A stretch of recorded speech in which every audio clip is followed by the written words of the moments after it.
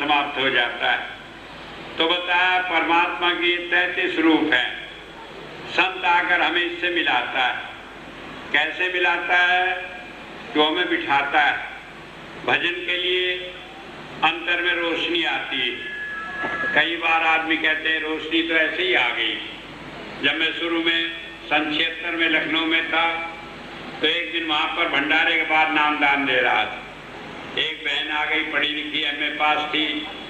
जब मैंने उसे बिठाया नाम पर तो पूछा उससे, तो कहने लगी रोशनी वोशनी कुछ नहीं आती, ये तो बाहर रोशनी रहती है, आंख बंद कर लो वही अंदर दिखाई देती है।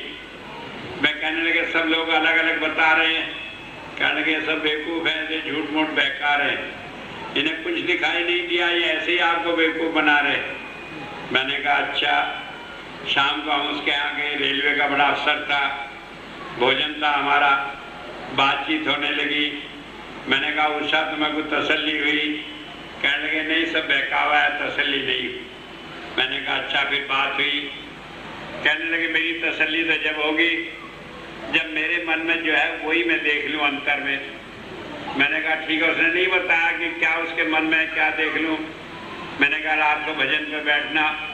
कहने लगे भजन पे बैठना मेरे बस का नहीं, मैं कहाँ घंटों आंख बंद करके बैठी रहूँगी।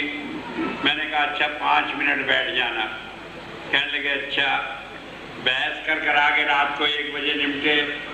1 बजे जाके वो अपने कमरे में बैठी होगी भजन पर। सुबह आई, हम लोग ड्राइंग रूम में बैठे चाय पी रहे थे।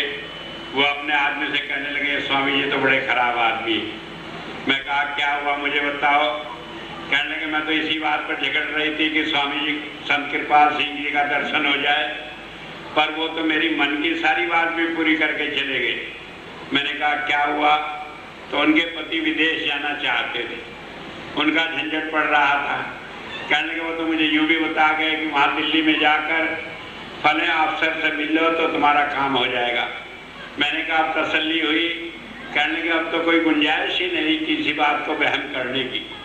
तो होता यह है कि ये रोशनी, ये आवाज़ जो हम समझते ऐसे ही आ गई, ये ऐसे नहीं आती।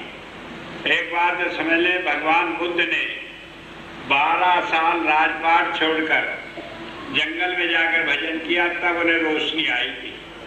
हजरत मोहम्मद साहब घर बार छोड़कर 20 साल तक अकेले में बैठकर भजन किए, तब उन्हें आवाज़ अंदर में आई थी।